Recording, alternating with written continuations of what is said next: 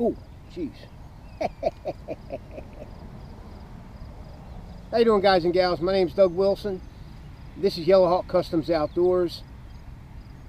I'm out in the back 40 here, and civilization is encroaching on my little area here, right? Now I feel all closed in. I got all these houses over here that they're building new houses, and all I have now is my little area of solitude, right?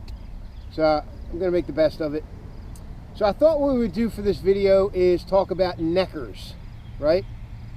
Neck knives, these guys right here. Now these are all the neckers that I actually use, okay? You guys know I'm picky about my knives. I won't just use anything in the field. The knife has to work and work well for me, okay? So, you guys stay tuned. We're going to do some stuff with neckers, and we're going to talk all about neckers. We'll be right back.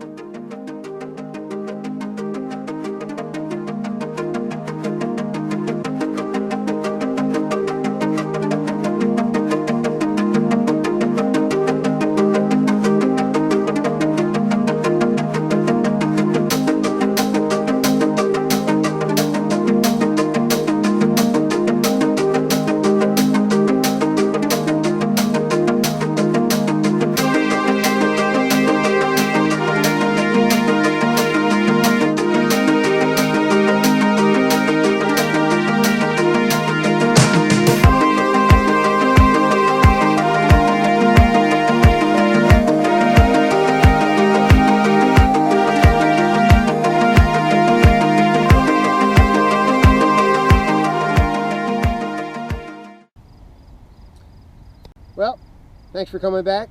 Thanks for waiting. Not getting too bored. Look, I want to show you guys this. This is my lifesaver when it comes to summertime, right? This is a thermocell unit. Basically what it is it's an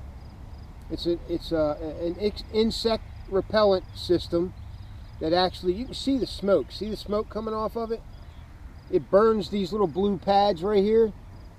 It's got, this isn't a thermocell video, but it's got these butane canisters you can buy for it. Honestly, without putting a whole bunch of goop all over your body, this is one of the most effective insect repellents I've ever used, right? I've used it in all types of situations, and as long as you keep this thing around you somewhere, you're good, especially with mosquitoes and black flies and stuff like that.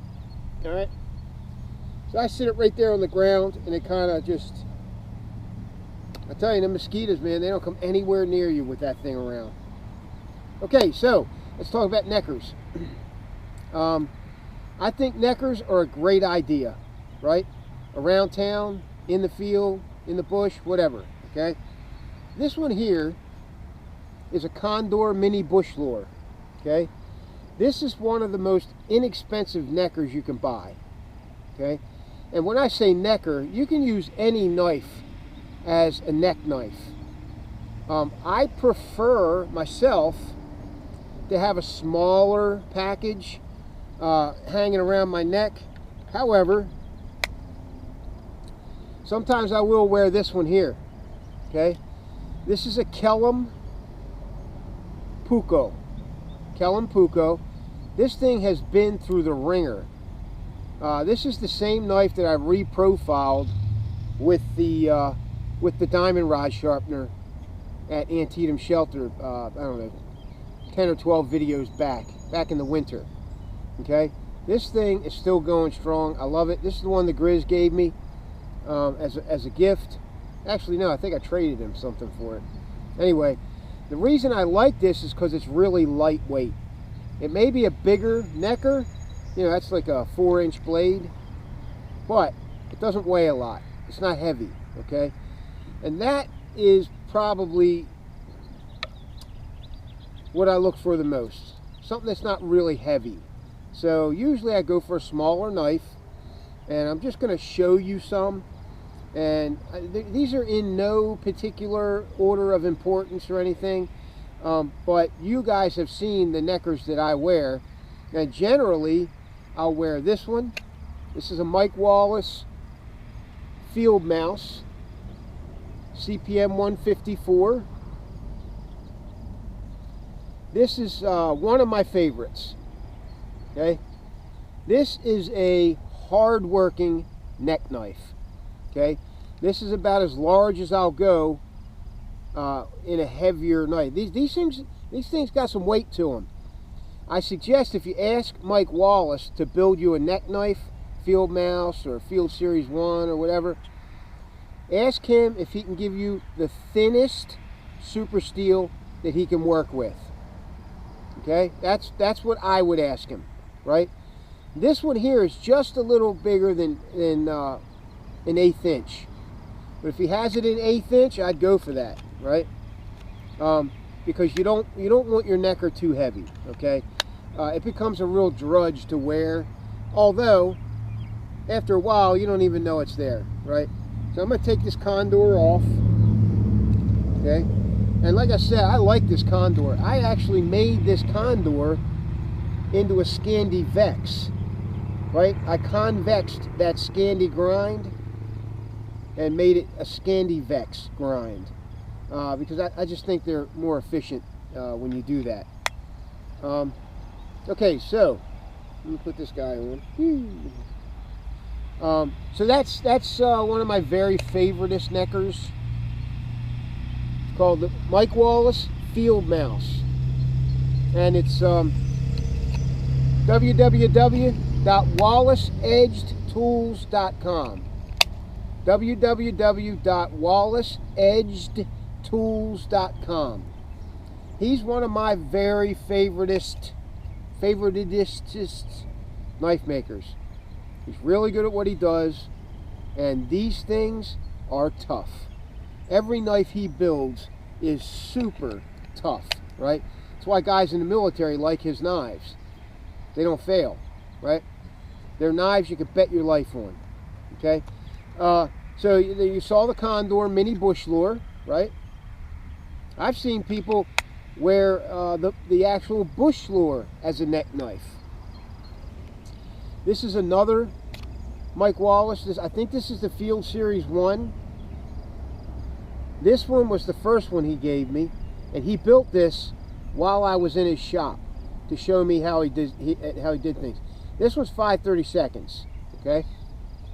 CPM 154, and then you guys know about the flip out ferro rod system that I have, right? These things are really convenient on a neck knife, right? I highly recommend, if you're going to get a neck knife, get a flip out ferro rod on it. If you're going to get a sheath for your neck knife, get a flip out ferro rod. It's a no-brainer, right? You got fire all the time, as long as your tinder's right. Okay. One of my next favoritist neckers is a dark timber Tavi, T-A-V-I, Tavi, right? This was hand forged by Peter Kohler from Dark Timber Custom Knives. These are the knives I go for that Pete makes, his hand forged stuff, right? Those are the ones that I like to KYDEX for him, right? Put sheaths on. The production knives, they're great, but I really love his hand forged stuff, right? Although his production knives are badass too. No doubt about it. Now this one here, this is an Izula, right? Izula from Essie. Now I traded this to some guy. I traded for it, and it came with somebody else's sheath on it. I thought it was pretty cool, so I kept it, right? It's a neat looking design, and it works fairly well, although it's really tight, you know, to get in and out. I really need to loosen that up a little bit. But whoever made this, I think, I want to say as Welke, I think, can't remember, okay? He did a good job with it. Cryptek Nomad. Okay, now this is, this necker here, this is my urban necker, okay? If for an urban, everyday carry on my neck, I like a necker that has a lot of handle, right? So that once you get this thing in your hands, it's not coming out, right? You got enough handle there that you can, you know, wield it like a regular full-size knife, right? You can see that it even pops out the back of my hand there, right? It's got a nice skull crusher on the back, right? This is a bastard file knife. I forget the company. You guys help me out in the comments, right? Who makes this? Anza, right? So anyway, got a nice little Cryptek Typhon necker sheath for it. Okay, so let me put some of these aside.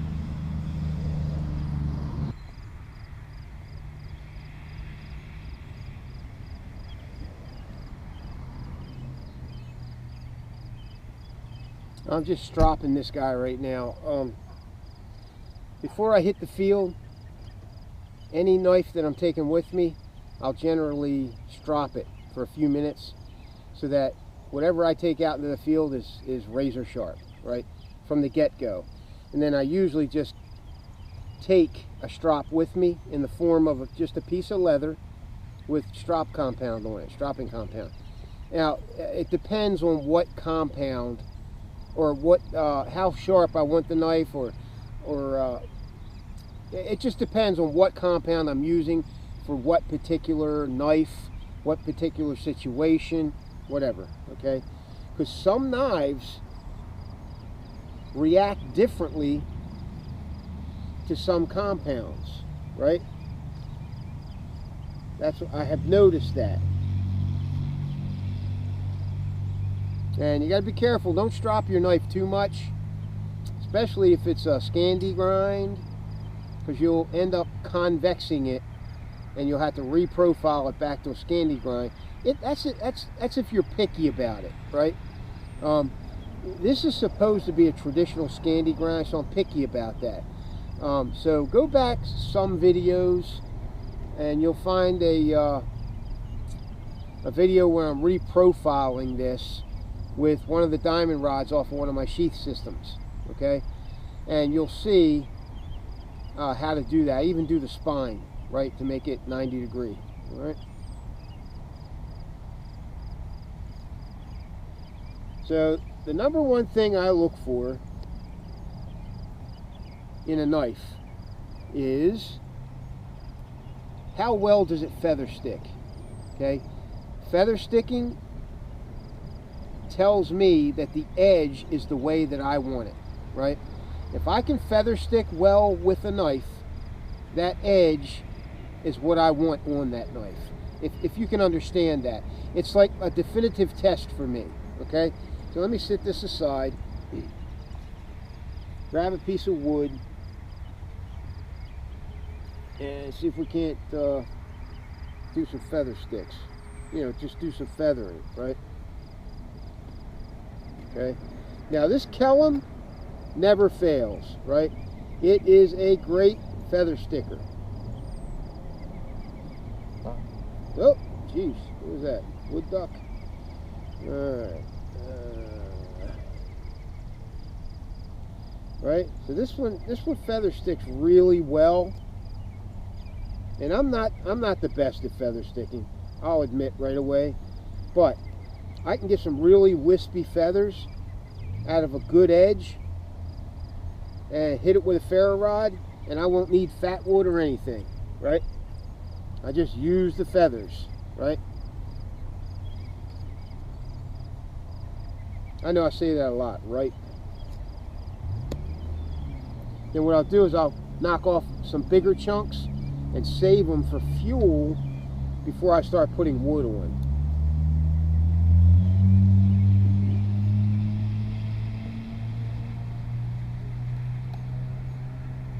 Doesn't take a lot. I'm beginning to think that the thermocell doesn't keep midges away. There's little teeny weeny, you know, gnats. I don't think it does. They've been plaguing me. Okay, so I'm getting some wispy feathers off of this. Okay, and this is usually what I use my neck knife for, small tasks like this.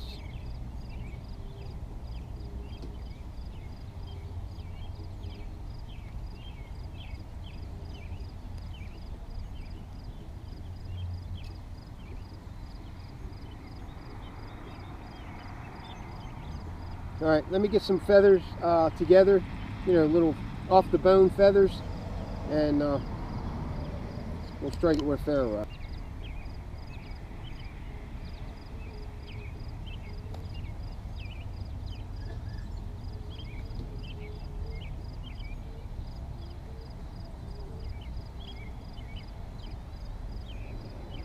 It's funny, every knife feathers differently. And it has to do with the edge, okay? How convex or not it is, right? That kind of thing. So, and they all feather differently. All these knives feather a little bit differently from the next.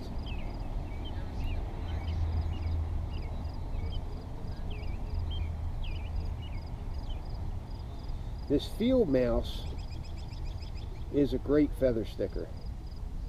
Right, and this shows control, right? If you have an edge that you can control, that's the kind of edge that I'm looking for. One that I can control well and get these fine little wispy feathers out of it. Now, when I start running into this thing, I just reprofile the wood, right? And start over.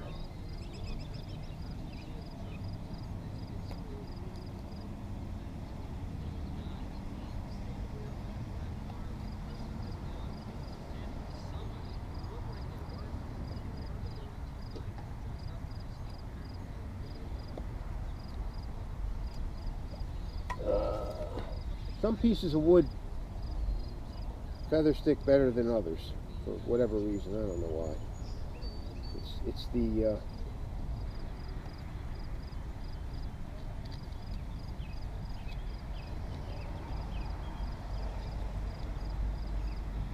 let's try a different knife.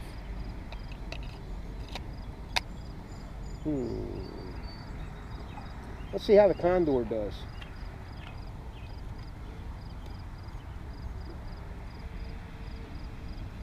This usually does pretty good. Let me get some flat area here. The other thing with a neck knife is be careful, right? Because when you get to the end of the feather, you know, and you hit something, it always nails your knuckles, right? Because it's a small knife, right? There's not enough between you and the piece of wood that you're getting ready to hit.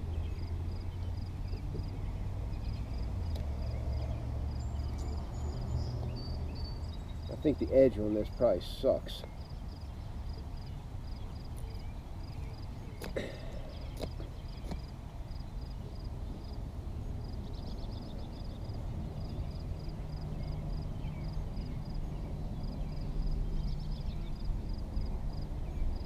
I think it needs a good stropping. I think it needs a good whipping. Alright, let's see what we got here. Okay. So I'm going to use the field mouse because this is the one I use the most, and we'll use the flip out ferro rod from the Tavi. Okay, let's see what we got. Now, I generally don't advocate striking a ferro rod with the spine of your knife because you're going to need the spine for other things. However, some guys are okay with it, right? So I'm okay with it sometimes, but generally I don't do it.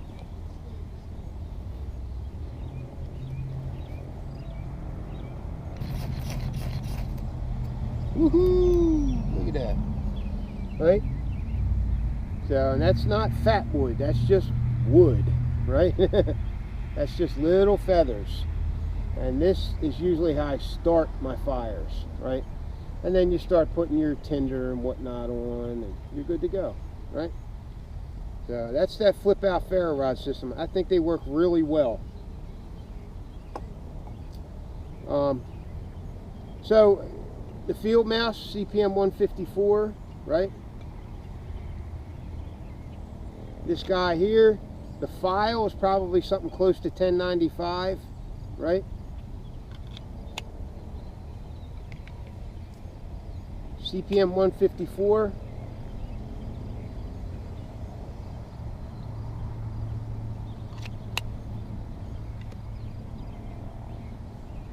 The SE I think is 1095. These are all great sizes for neck knives. The Tavi I'm pretty sure is W2. There's the Tavi. It's the only hand forged knife out of this group.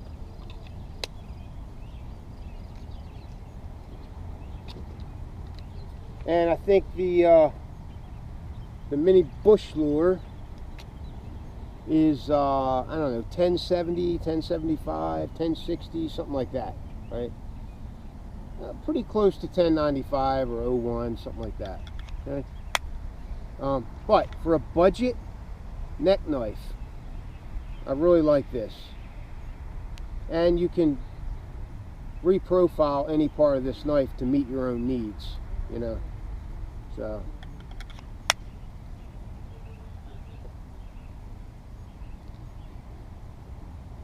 I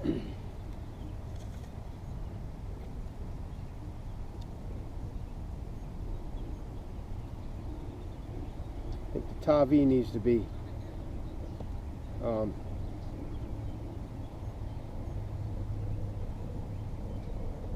stropped.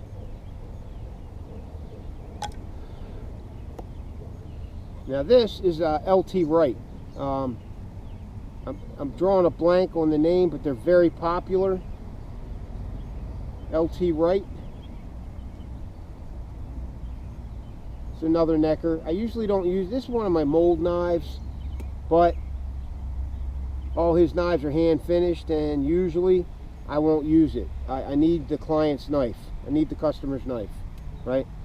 If it's an LT Wright or a Bark River or, you know, anything like that, they're still custom knives. They're still done by hand, and they're different enough that I really do need your knife in order to build a proper KYDEX sheath system for you, okay? I really do need your knife for that.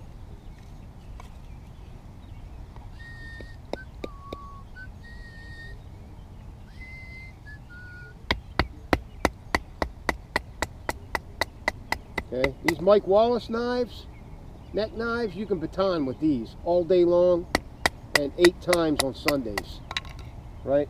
You can definitely baton with this knife, right? The Field Mouse, the Field Series 1. Look, my stump's smoldering.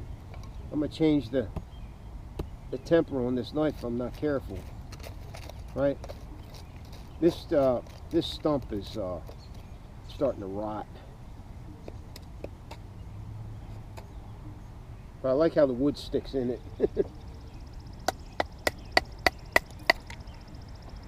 Man, that went like halfway through it.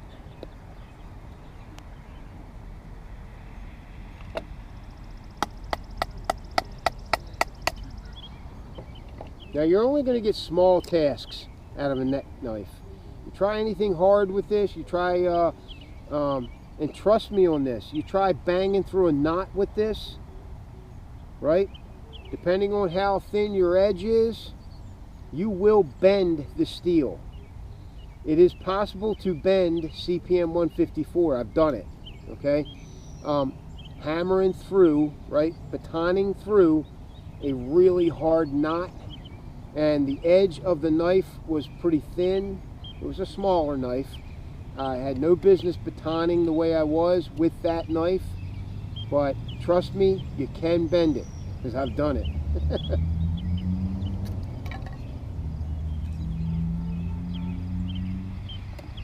This field mouse is pretty durable, although it does have a fairly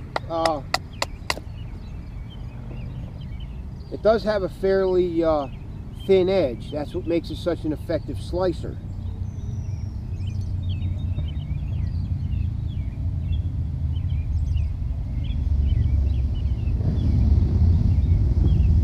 Uh-oh, Hell's Angels. They're coming to get me.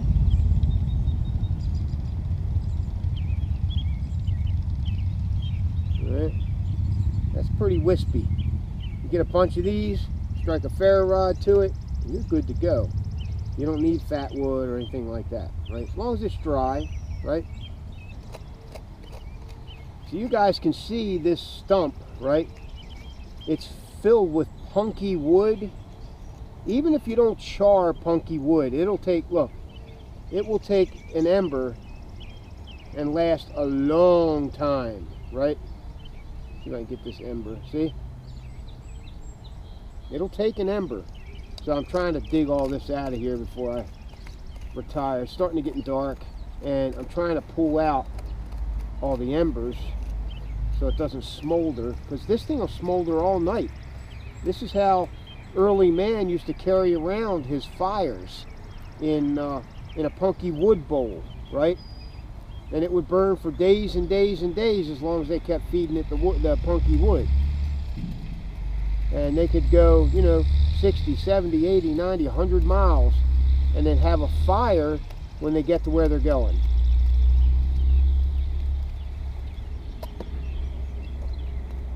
Use some of that magic spit. Alright. And, you know, punky wood's pretty damn effective. You can see that. I can't get it to go out. I'll mess with it when the camera goes off. Okay. So we're done with the neck knife video. Basically, it was just showing my neck knives to show you maybe something you might want to look for. Like I said, Mike Wallace makes a great necker. If you're looking for a custom neck knife, Mike Wallace. Or, where is it? Peter Kohler's Tavi, right? You're looking for a custom hand-forged knife? Yes, it's still smoldering. I can't get it to go out. That's some stuff there, man.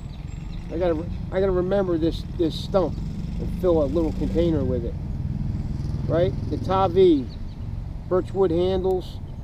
Pete does a great job, man. He treats me well. So, Mike Wallace, Pete. Now, there's other knife makers out there that make great neck knives. It all depends on what you want, what you need, and what you think you need in the field, right? Like I said, I've been out in the field a long time, so I know what I like, I know what I need, I know what works well for me, but you got to make that choice for yourself. Okay, guys, it's starting to get dark. My thermocell's still going. I got to put this punky wood out. See ya. Thanks for watching.